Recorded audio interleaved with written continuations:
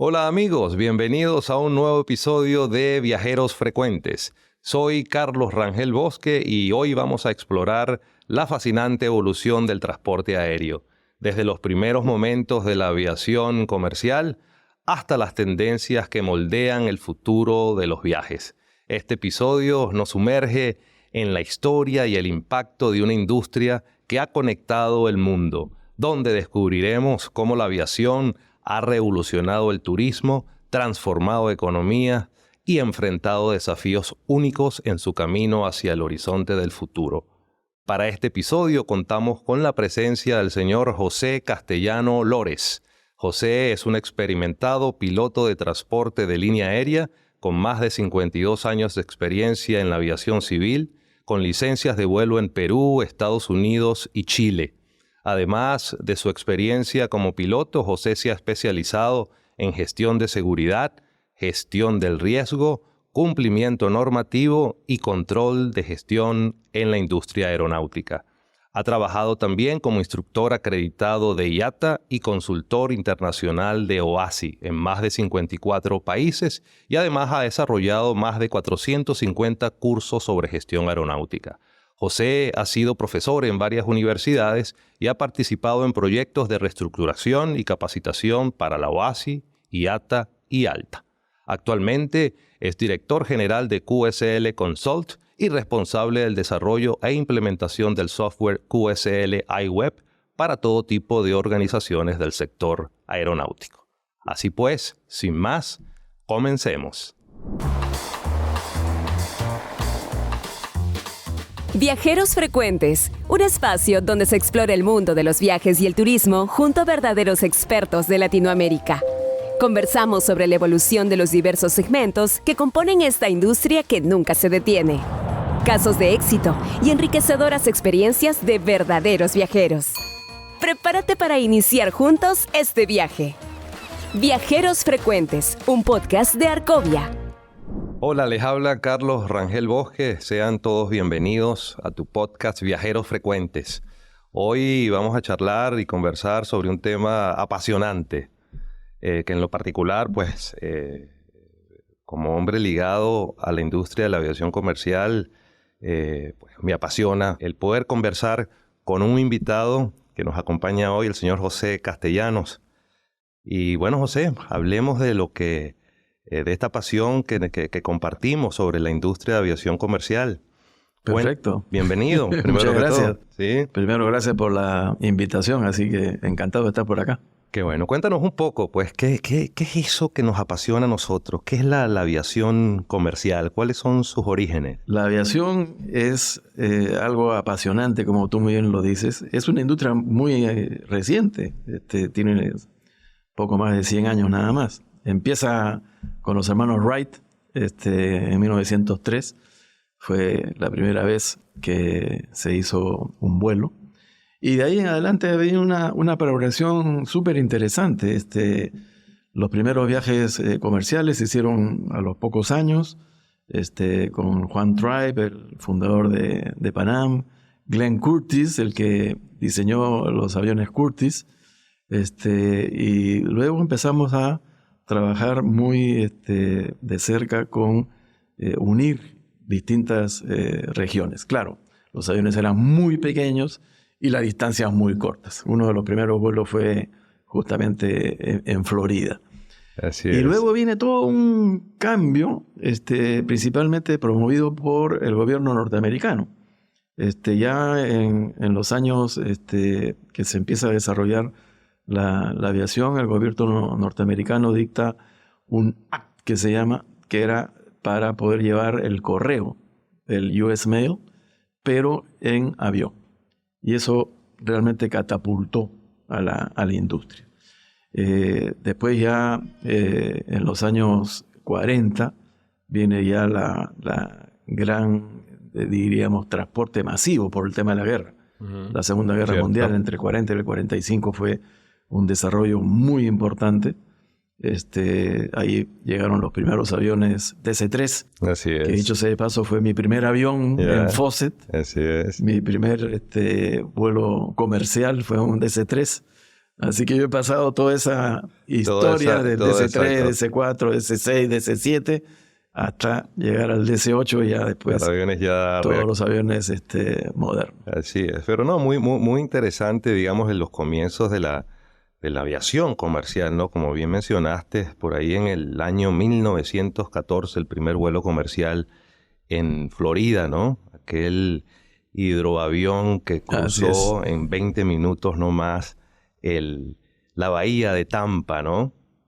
Recuerdo que pues la historia dice que fue el alcalde de la ciudad de San Petersburgo que tomó ese vuelo y pagó $400 de aquella época. De esa época. Por ese privilegio de volar esos 20 minutos y cruzar el Tampa. Es. Pero como bien dices, luego, bueno, digamos, el impulso en construcción masiva de aviones que dio la Segunda Guerra Mundial, y por allí pasando luego a lo que es la llamada época dorada de la aviación, ¿no? Los años 50, posterior a la Segunda Guerra Mundial, por supuesto. Correcto. Años 50, 60, 70, la llegada del avión, jets. de los primeros jets, ¿no? El año 50.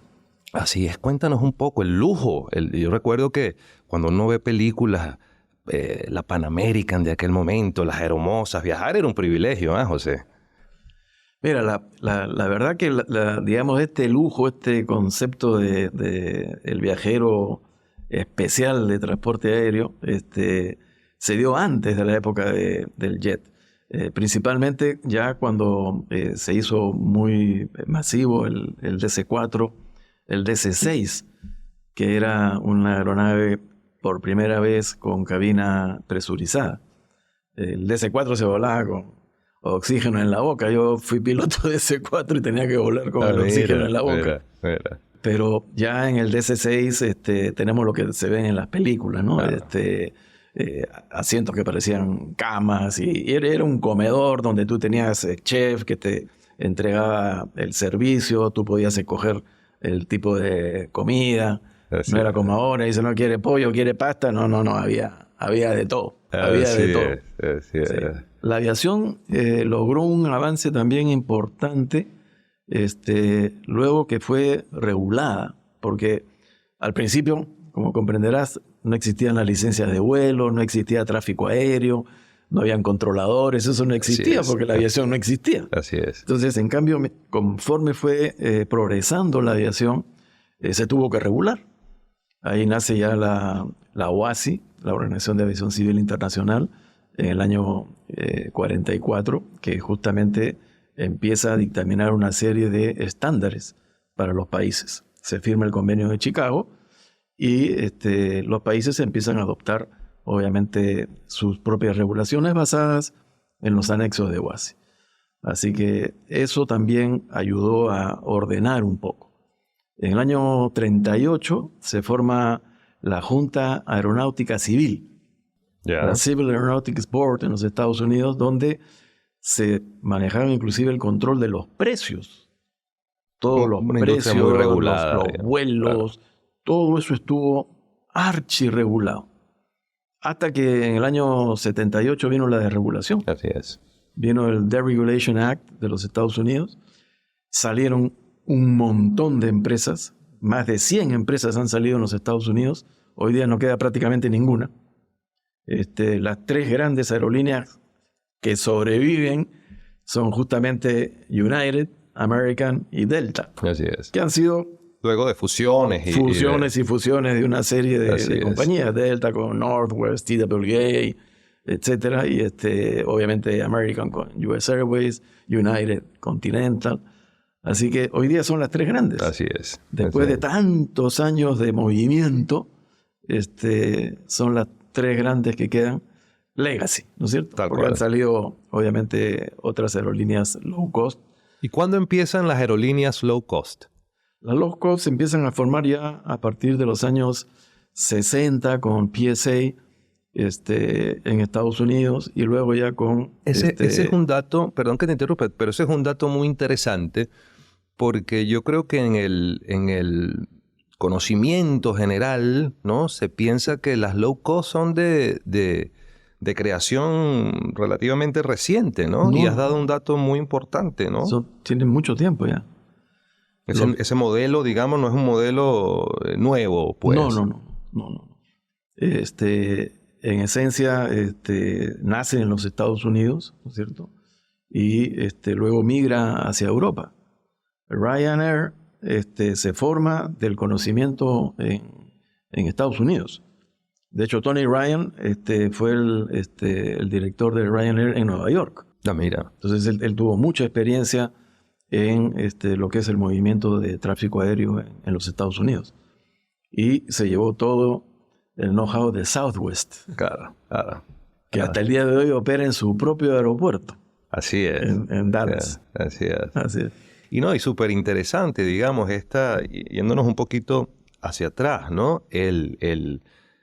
Cómo el avión a reacción, digamos, acercó ciudades, hizo el mundo más chiquito, más pequeño, ¿no? Así es. Y luego, como bien comentas, de la mano de estas iniciativas de líneas aéreas de bajo costo, que de alguna u otra forma dieron en algún momento mayor accesibilidad al viaje, ¿no?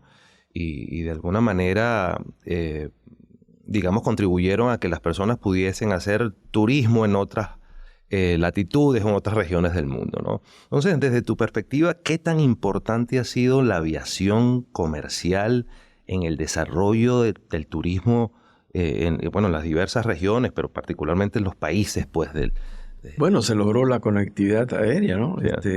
Y la conectividad entre países justamente producto del transporte aéreo, viajes mucho más rápidos, el doble de lo que normalmente se hacía en los aviones a pistón, y eso logró generar una tremenda conectividad a nivel mundial. Y no solamente eso, pero parece, tal vez esto no lo sepa mucho la gente, pero el transporte aéreo ha ido exactamente de la mano. Si uno analiza, por ejemplo, los PBI de los países y empiezas a analizar la tendencia del PBI, es exactamente igual.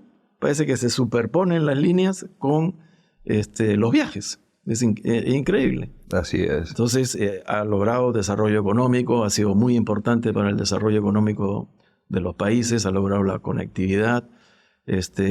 Y hoy día la cantidad de viajes que tenemos pues es impresionante. Si tú te metes ahí a ver los viajes en estos apps que hay, sobre todo en áreas de alta congestión como Europa, Estados Unidos, tú ves una mancha negra. Así es. Cuando empiezas a meterte, ahí recién empiezas a ver los vuelos, pero es una mancha negra de aviones que están en el aire al mismo tiempo. Así es. Cuando viajamos, el lujo está en el destino. Y no hay mejor forma de hacerlo que con tu compañero de viajes. Tierra Viva Hoteles, cadena de hoteles peruana, reconocida en plataformas internacionales como Booking, Expedia y TripAdvisor, por su excelente servicio personalizado y gracias a sus buenas ubicaciones y sus amplias y cómodas habitaciones. Aprovecha su promo de enero a abril 2024, Conectando con lo Nuestro, exclusiva para viajeros peruanos. Más información en tierravivahoteles.com. Tierra Viva Hoteles, orgulloso patrocinador de Viajeros Frecuentes.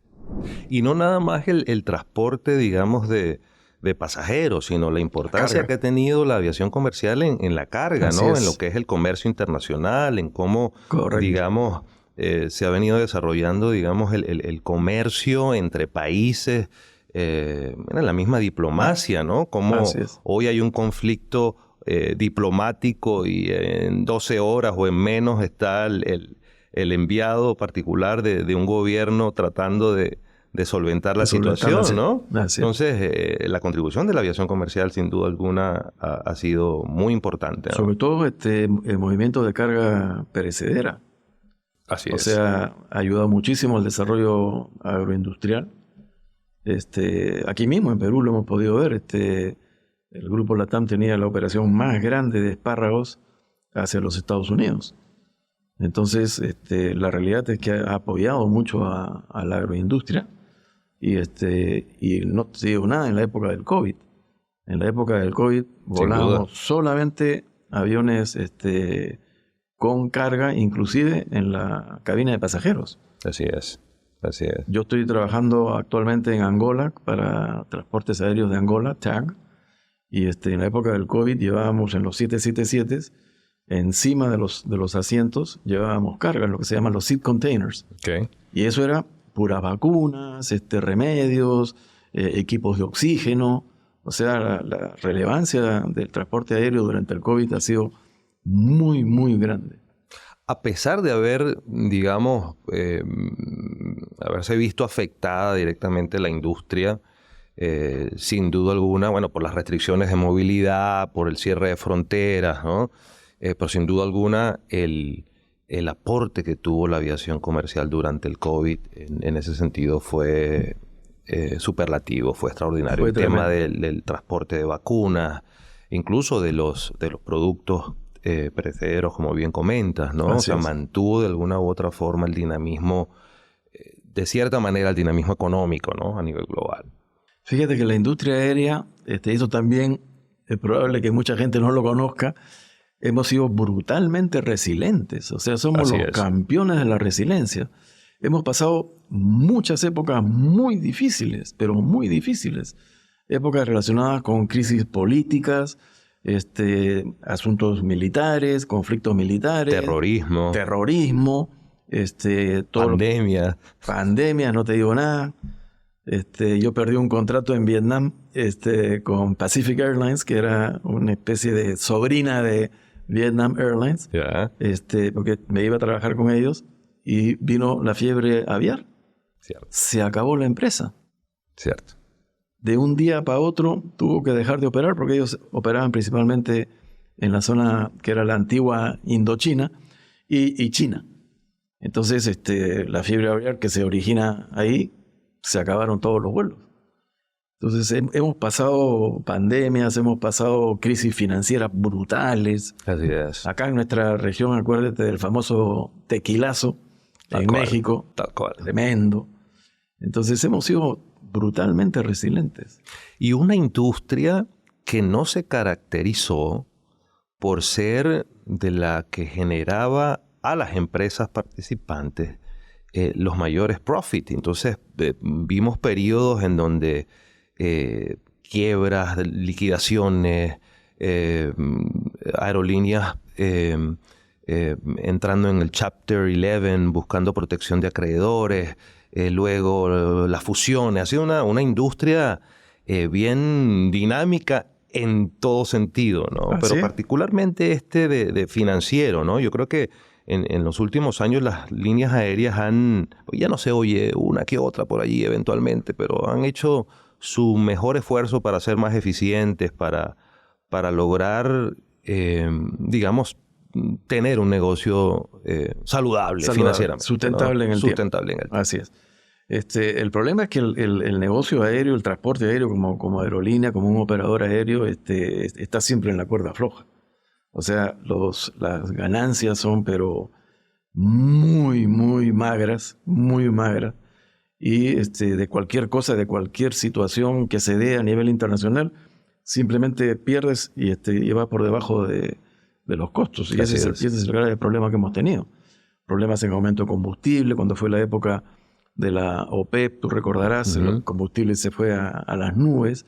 Eso hizo quebrar a muchas compañías que no pudieron seguir adelante. Y que el combustible es uno de los, digamos, factores en términos de costos que más impacta el estado de ganancias y pérdidas de una organización. Tú fíjate que si hablamos de la estructura de costos de una aerolínea, en general, porque esto es más o menos un promedio, el 30% de los costos es solamente combustible. 30%.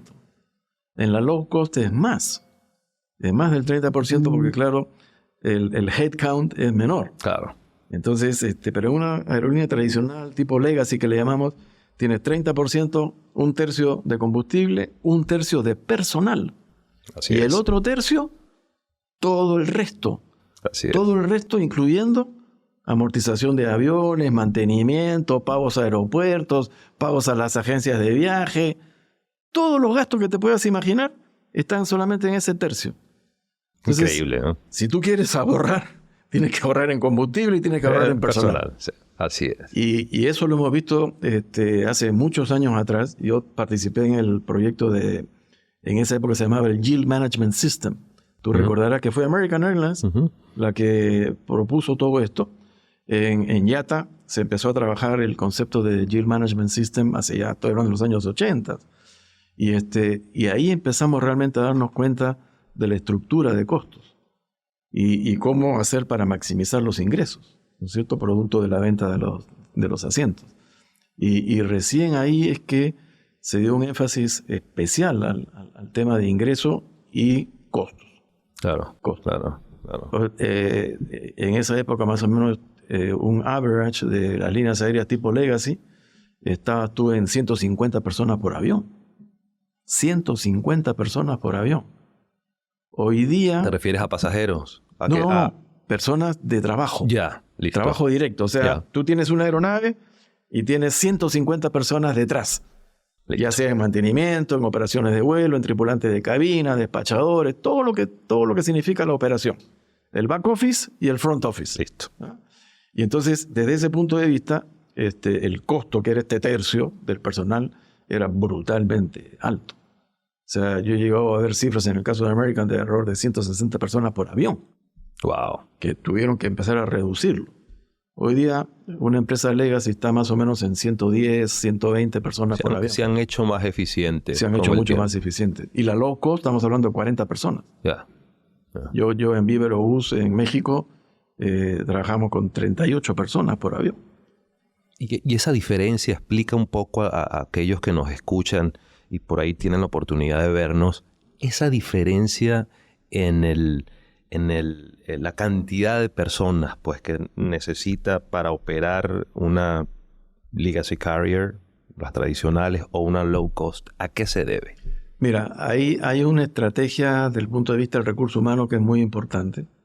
Y uno de ellos es el hecho de que las low cost no pueden trabajar con sindicatos. O sea, me estoy refiriendo al sindicato no que protege a los empleados porque esa es su función, sino que un sindicato que entorpece las operaciones. A eso me refiero.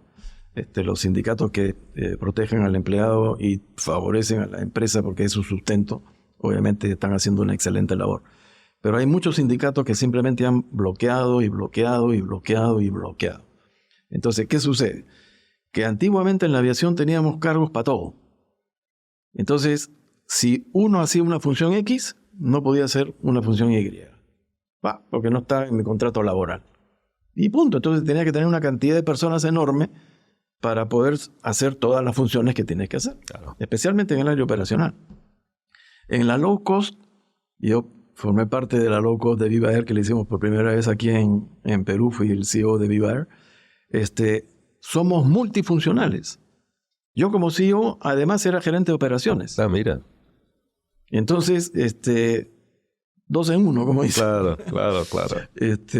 Y eso es algo muy importante. O sea, las personas se convirtieron en personas multifuncionales. Y eso es lo que hemos ido promoviendo en general, no solamente para las low cost, sino también para las empresas legacy, ¿no? El ser multifuncionales para poder sobrevivir a esta situación tan grave que estás hablando de que 1/3 de tu costo total es la planilla. Así es. Entonces, de alguna forma hay que reducirle, y la forma de reducirle es siendo más productivo, lo que siempre se dijo, hacer más, pero con menos. Con menos. Así es. Más por menos. Sí, eso trae, digamos, eficiencias, ¿no? Y si hablamos de eficiencias, hoy en día, con todo aquello que tiene que ver con la sostenibilidad, ¿no es cierto? Sabemos que cifras dadas por la misma industria entre el 2 y 2,5% de la huella de carbono a nivel global es producido por la industria de la aviación, digamos, civil, pero sobre todo la comercial, ¿no? Correcto. Y cuando, se habla del tema, por supuesto, surge, ¿qué está haciendo el sector al respecto, ¿no? Esto es algo que ha estado sobre la mesa por mucho tiempo. Por ahí ha habido iniciativas que tienen que ver con la mejora en la eficiencia de los motores de avión, ¿no? Las piezas con que se fabrican los aviones mucho más livianas, en fin.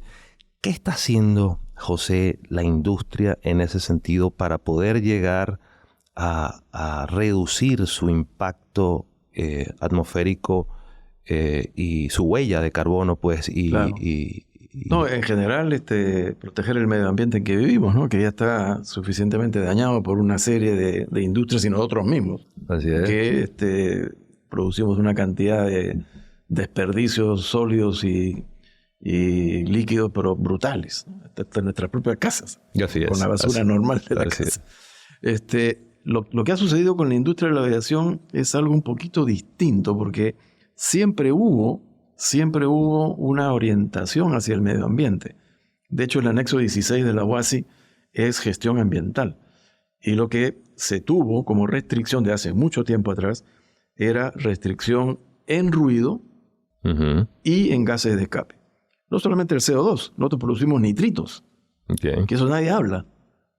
Pero el nitrito es tan peligroso como el CO2. Entonces estamos hablando de los gases de escape. Y los gases de escape fueron regulados a través del anexo 16 de la OASI. ¿Y eso qué hizo? Que se prohibieran motores que no cumplían con la emisión de gases y con el ruido. Y eso significó una tremenda innovación tecnológica en motores. Porque el CO2 se produce cuando el avión está operando. Así es. Porque es la quemada de combustible, ¿no? Entonces, si nosotros vemos los motores nuevos, yo volaba 727. Hoy día, un Airbus 320 con 180 pasajeros consume menos que el 727 que volábamos con 123. O sea, imagínate. Es importante, hay una diferencia de tecnología, ¿no? Brutal. Así es. Entonces, hay una inversión muy fuerte por parte de los fabricantes, tanto en la estructura de la aeronave, como tú muy bien dices, reduciendo peso, porque eso es mayor consumo de combustible, claro, y que los motores emiten menos cantidad de gases, tanto nitritos como CO2. Entonces, eso logró tener, obviamente, una aviación sustentable. Pero ¿qué pasa? Que hoy día tenemos una cantidad brutal de vuelos. Y como te decía, tú entras a todas las apps que chequean los vuelos en el aire y ves que el cielo está lleno, tapado de aviones. Así es. Entonces, hoy día es el volumen, ya no es la tecnología. Entonces, para poder resolver el tema de volumen, va a haber que hacer dos cosas. Uno, reducir los vuelos de corto alcance. Y de hecho ya hay varias iniciativas, sobre todo en Europa, en Francia he escuchado de utilizar el tren. Así es. O sea, en vuelos que sean menos de 2 horas, la idea es promover el tren. ¿No es cierto? Eso va a reducir la cantidad de transporte aéreo. Así es. Para hacerlos, obviamente, los long haul que no puedes, o vuelos transatlánticos y donde no hay tren. Claro. Donde no hay tren. América Latina tiene muy poca infraestructura. Hay mucho espacio allí para mejorar, ¿no? Sin duda. Así es.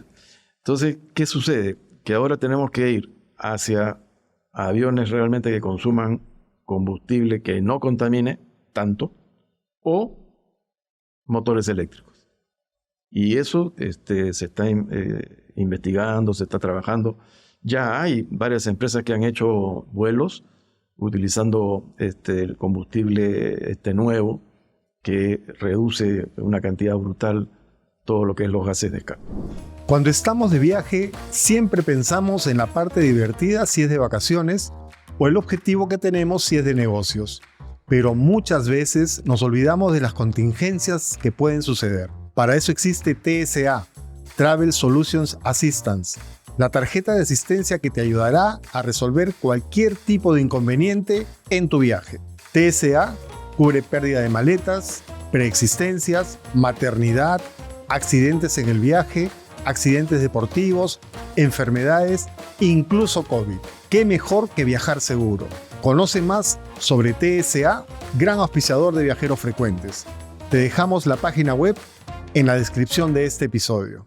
Hay iniciativas también de trabajar con hidrógeno y bueno, y por supuesto lo que comentas, ¿no? El desarrollo de aviones eléctricos y de propulsión. Ya los pequeños ya son una gran cantidad de aviones eléctricos, pero pequeños. O sea, no podemos hablar de no a escala, aeronave como un 787, claro, ¿no es cierto? Con más de 250 pasajeros de ninguna manera. O sea, claro.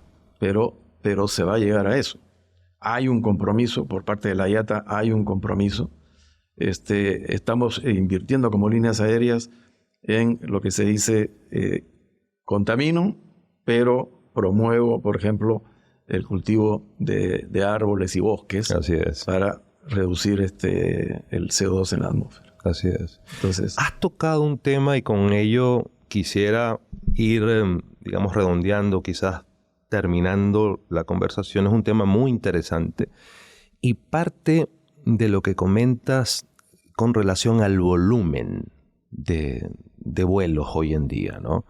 El ecosistema del transporte aéreo, de alguna manera u otra, está estresado, ¿no? Vemos,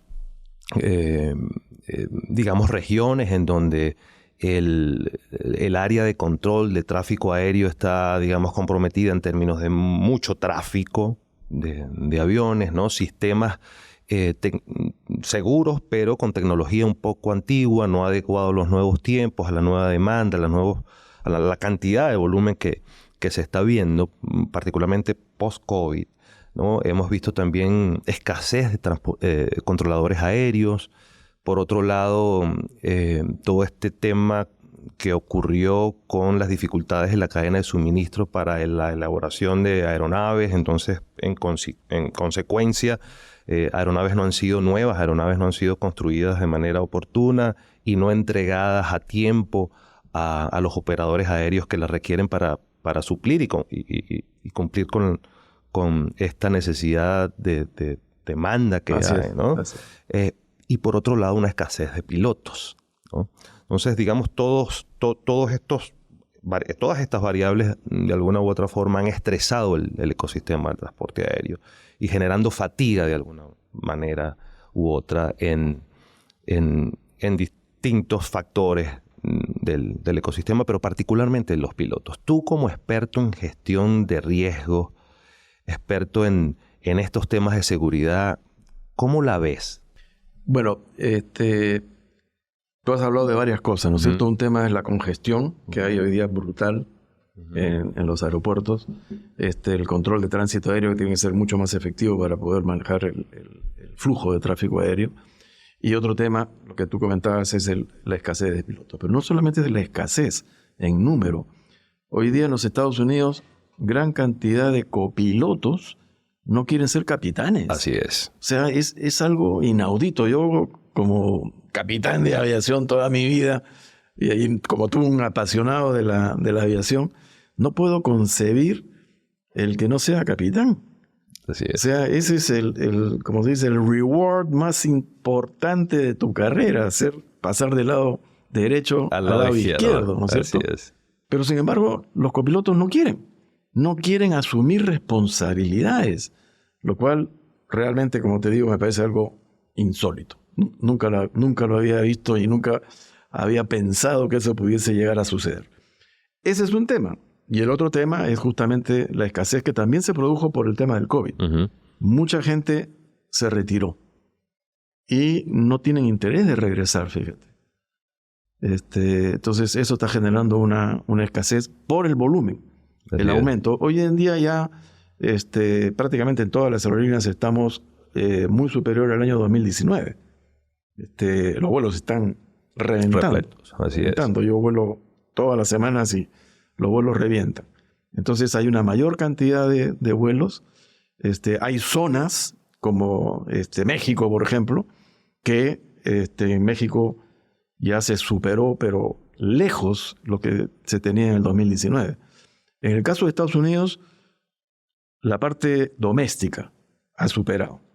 Tú lo debes ver en el caso de United, American, Delta, todos han superado en la parte doméstica, pero en la parte internacional no. La parte internacional todavía está ahí, como se dice, un poquito esperando. Un poquito rezagada. El que se... Así es. Y eso está originando una necesidad brutal de nuevos pilotos. Lo que está pasando ahora para poder enfrentar esa situación. Los pilotos están volando más de lo que se debe de volar.